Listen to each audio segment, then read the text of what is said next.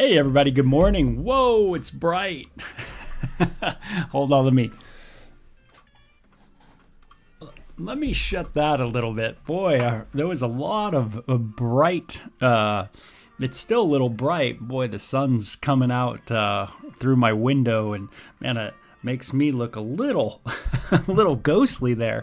Hey, welcome to the Morning Devo with Beau. Hope you guys are well today. Exodus 13, that's where we're going to be talking about the firstborn, kind of just, again, walking through the Bible, just going from chapter to chapter to chapter to chapter, just keep rolling through it. Already got through a big book, right? The book of Genesis, and now we get to tackle Exodus, and we're kind of getting into the middle of the book, and it's kind of a really cool narrative, and wow, a lot of movies obviously have been, a lot of songs have been composed and directed on this subject alone that we're reading through. So this is quite a popular section of the Bible. I would say it's probably one of the most popular sections maybe of the scriptures. People that don't even know the Bible, like me growing up, didn't even know the Bible. And, but I heard Metallica songs. I heard, Bob Marley songs, and those mentioned this. So it kind of, sparked a little interest of what it was all about. What were they talking about? Anyway, sorry I wasn't able to get in yesterday. I had Vacation Bible School, which was super cool.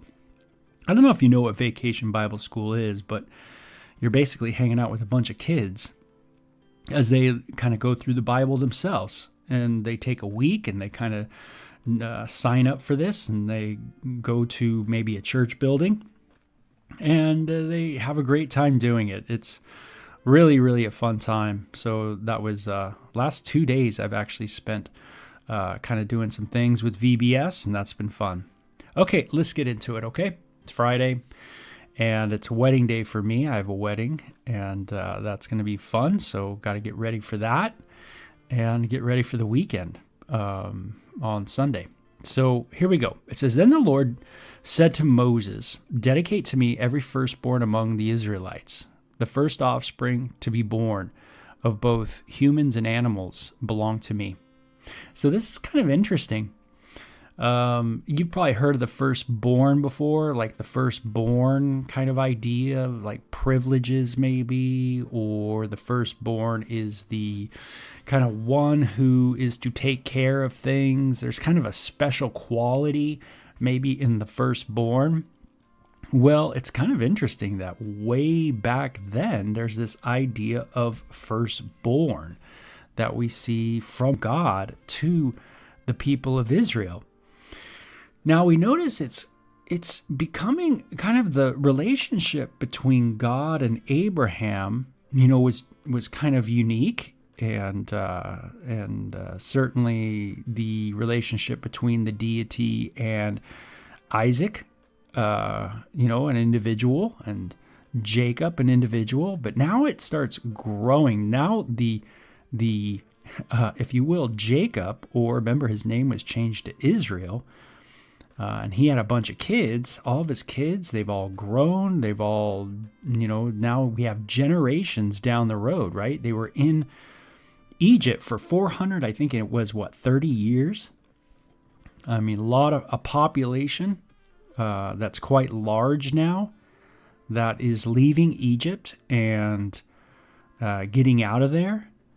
And so you see an interesting kind of change in that relationship. It's no longer just the individual, but now it's God's covenant with this populated group of people. And it's one thing to tell an individual person, hey, remember me, but now you have million people, now it's a little different. So we're seeing in the Bible, there's this kind of change that takes place in the relationship between God and, if you will, now the people of Israel. So it's kind of unique, right? Whether they're from Judah, which would be where we get the word Jew, right? or whether from Zebulun or Simeon or Levi, the other sons of Jacob. God's relationship is with them all. So now he's speaking kind of through Moses, or, he's saying to Moses, and Moses is to be the spokesperson, kind of like God to them. That's what it's kind of saying. Dedicate to me every firstborn among the Israelites, the first offspring to be born of both human and animals belong to me. So we see kind of a little bit too what's going on is the last chapter was about the Passover and the deliverance that came to the Israelites. And the firstborn, the punishment for Egypt and their stubborn hearts was the political, the ramifications of their political stubbornness resulted in the death of the firstborn, male, animals, and humans. And so now we see there's this to be a dedication of the firstborn to God of the Israelites. Hey, I took those firstborn, they were punished. And so I want you guys to understand that your firstborns are to be mine. You are to dedicate them to me. Boy, what a reminder. Have you ever had a reminder that's it's so just vivid?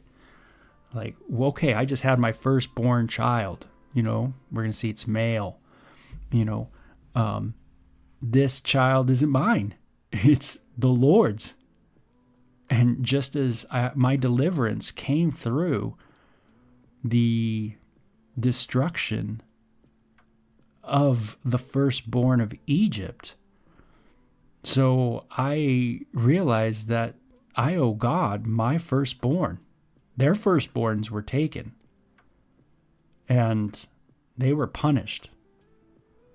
And so I'm going to be remembering that and dedicating my firstborn to the Lord. It's kind of like, thank you, Lord, for what you did in delivering us, though it took a radical punishment of the Egyptians for us to be freed. Here you go, God. Thank you. Here's my firstborn. What is of ours what is it that we have that's really ours, and is it really ours, or should we dedicate it all to God? It's a good question. See, a lot of people look at life and they go, yeah, their walks with their God are kind of like, yeah, God gets a little bit of me, but not everything.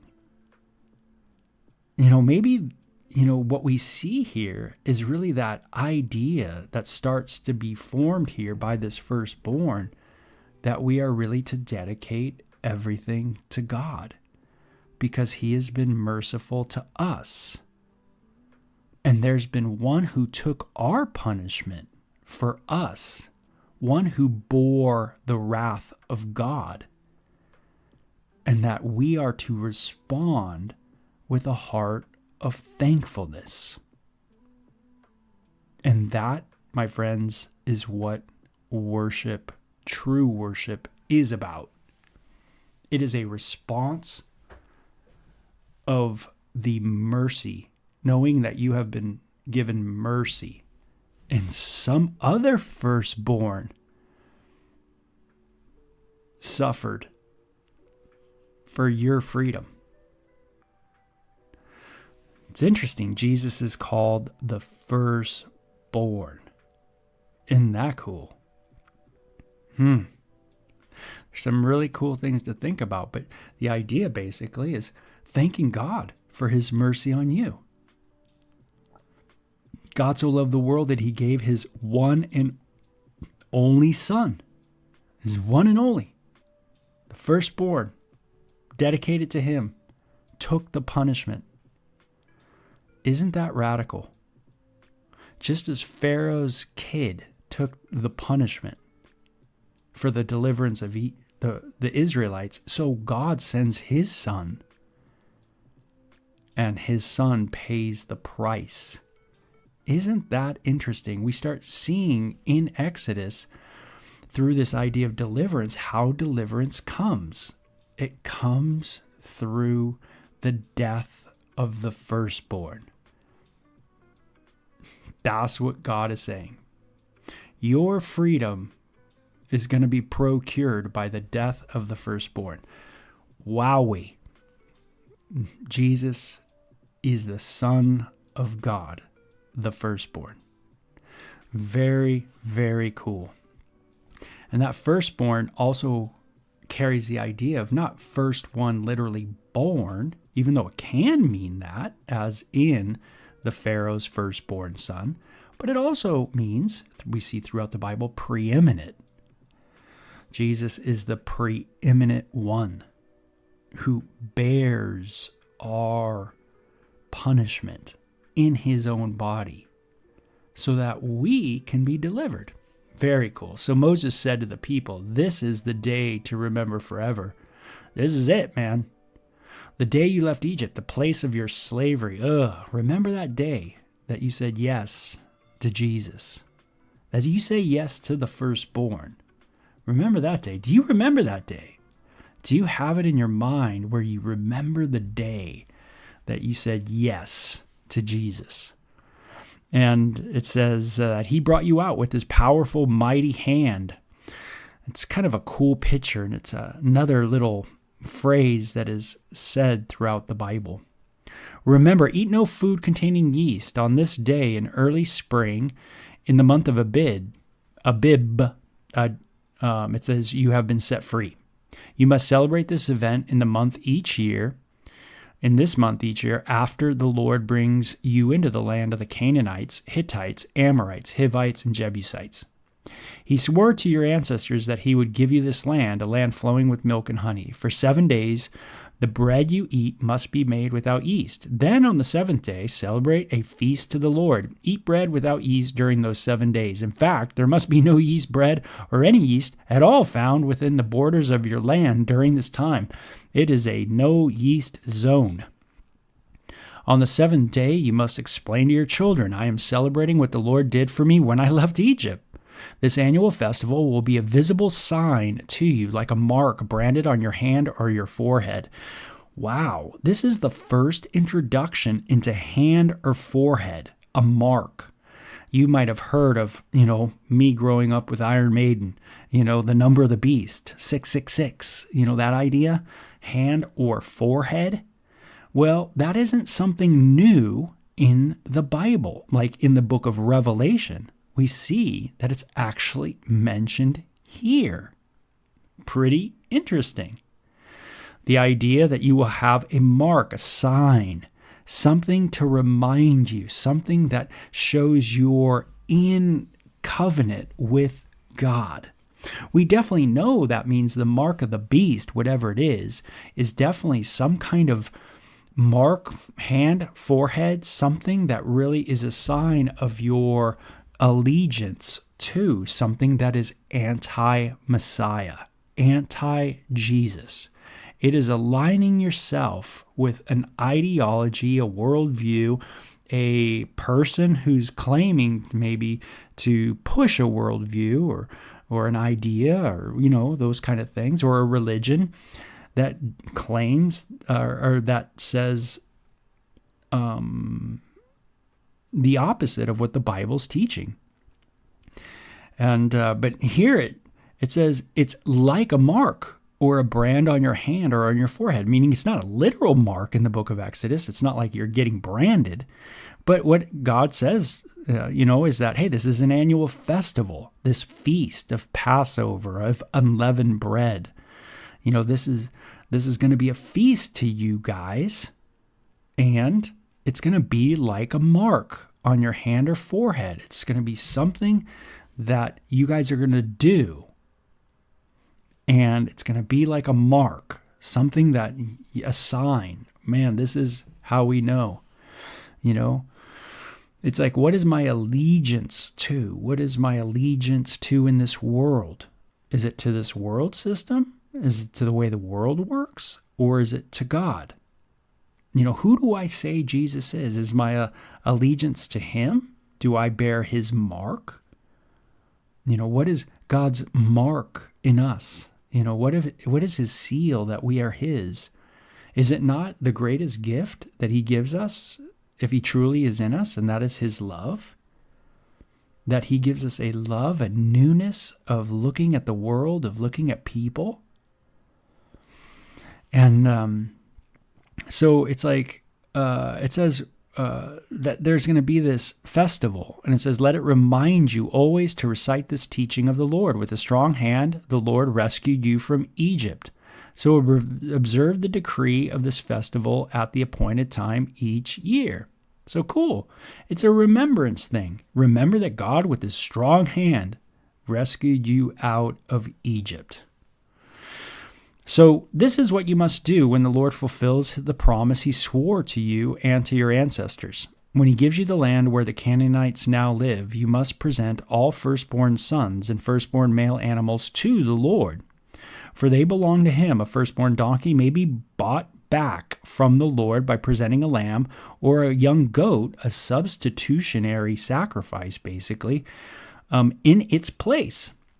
So we see the substitutionary sacrifice going on. Hey, okay, firstborn donkey, that's the Lord's, but you want that donkey? Okay, but there's going to have to be a substitution. So we start seeing this idea of substitutionary sacrifice. That's another theme, big theme of what Jesus talks about, of him being that substitutionary sacrifice. He gives his life as a ransom, right? He purchases your freedom through his offering. Instead of you being offered, right, you are going to have a substitutionary sacrifice. These themes are in the Torah. That's why you need to read the Bible so you can understand the New Testament. And it says, okay, but if you do not buy it back, you must break its neck. Its life's gonna go. However, you must buy back every firstborn son. So every firstborn son is going to be bought back. There's going to be a substitutionary sacrifice. You're not going to break the neck of your kid. There's going to be a substitutionary sacrifice for that firstborn. And in the future, your children will ask you, what does this all mean? Then you will tell them, with the power of his mighty hand, the Lord brought us out of Egypt, the place of our slavery. Pharaoh stubbornly refused to let us go, and the Lord killed all the firstborn males throughout the land of Egypt, both people and animals. That is why I now sacrifice all the firstborn males to the Lord, except that the firstborn sons are always bought back. This ceremony will be like a mark branded on your head or on your forehead. It is a reminder that the power of the Lord's mighty hand brought us out of Egypt. So again, that mark it's like a mark on your hand or on your forehead, something that is before you, something that shows that you are aligned, you are part of it. That festival that you do, that participatory festival, shows that you are in covenant with God, and that it is like that mark on your hand. It's just like that wedding ring, right? It shows that you are married. You are married to that person. You have a wedding ring. It is a mark on your hand, right? That of a ceremony that took place, or an event that took place many years, for me anyway, many years ago now, that I committed my life to one person and one person alone. Okay, so we see that whatever the book of Revelation, the last book of the Bible, talks about the Antichrist mark, we certainly know, as it says in those sections in, Revelation 13, that it's going to be you're dedicating your life to the anti-Messiah, the Antichrist, that you are totally in their festivals. You are in covenant with them. You want nothing to do with Jesus. You want nothing to do with the God of the Bible. Yeah, you are, in a sense, have made volitional decision to go this route of choosing the Antichrist. And it says, when Pharaoh finally let the people go, he did not lead them along the main road that runs through the Philistine territory. Even though that was the shortest route to the promised land, God said if the people are faced with the battle, they might change their minds and return to Egypt. God knows our frailty. Isn't that interesting? When Jesus was alive, it says that he knew our frailty. He knew what was in us as human beings. So God led them in a roundabout way through the wilderness toward the Red Sea. Thus the Israelites left Egypt like an army ready for battle. Moses took the bones of Joseph with him. Oh, remember that? Joseph said, hey, I got to be buried, in the promised land at some point. And Joseph had made the sons of Israel swear to do this. He said, God will certainly come to help you, and when he does, you must take my bones with you from this place. So, man, Joseph's bones were in Egypt an awful long time. There's some great archaeology on this kind of place of Joseph's burial in Egypt. Man, I watched it one year. It was just fascinating. The Israelites left Sukkoth and camped at Etham on the edge of the wilderness. The Lord went ahead of them, and he guided them during the day with a pillar of cloud. He provided light at night with a pillar of fire. This allowed them to travel by day or by night, and the Lord did not remove the pillar of cloud or pillar of fire from its place in front of the people. So it was always light, before the people of Israel. It was kind of like, I guess, living in Alaska, where all of a sudden it's just like, it's 2 a.m, but it's still light out there. Must be hard to kind of, get your body, kind of functioning right when it's still bright out and it's, 1 a.m, 2 a.m. But it says he guides them with a pillar of cloud and provides them with this night. It's interesting that God does this in a unique way. Fire, a pillar, a cloud. What did this look like? What was it, all about? It's just interesting. We're going to see these ideas of fire and cloud continue on as we go through the narrative of the biblical historical text and the different books. So this is something, though, that we first see is this kind of idea of the way the God of the Bible uniquely shows himself to the nation, which is, remember, many, many people. It's not like Abraham's day where, you can walk up to Abraham. And remember, we've already seen God walking on the earth in the Bible, in the book of Genesis, very early on. But we see in Exodus, with the revelation of God to Moses, there is this burning bush, this pillar of fire. And then it follows with this pillar of fire to the nation, and a cloud, a pillar of cloud to the nation. There's this other unique revelation of God, his presence in the midst of the nation, and of course in the midst of the person Moses. And we see some fascinating ideas of fire throughout the Bible. Our God is a consuming fire. There is a purification idea. There also is this idea of not being able to, that God cannot, in a sense, dwell on the earth anyway in this full glory. There is always this kind of, if you will, this veil as far as his glory on the earth. It's very interesting. Jesus, it says, is the image of the invisible God in bodily form. The image of the invisible God in bodily form. There is a bodily form of the invisible God. God is spirit. And Jesus, when you're looking at Jesus, you're looking at the deity in bodily form. Whoa. I mean, it's a mind boggler. So there's some things to think about and certainly do some great Bible studies on when it comes to the pillar of cloud and the pillar of fire and those themes that run throughout the rest of the scriptures. And I think you would benefit if you did some little studies on that throughout the Bible. But for us on our Devo, it's important for us to know that a life needs to be dedicated to God. And that's really what we want to do today, is just dedicate our hearts and our minds, our soul to God. And remember really that everything is God's. He has won everything. He's the one who's procured our freedom from the punishment of the Father, the punishment of a holy and righteous God. Jesus takes, as the firstborn, the brunt. He takes the penalty that we deserve.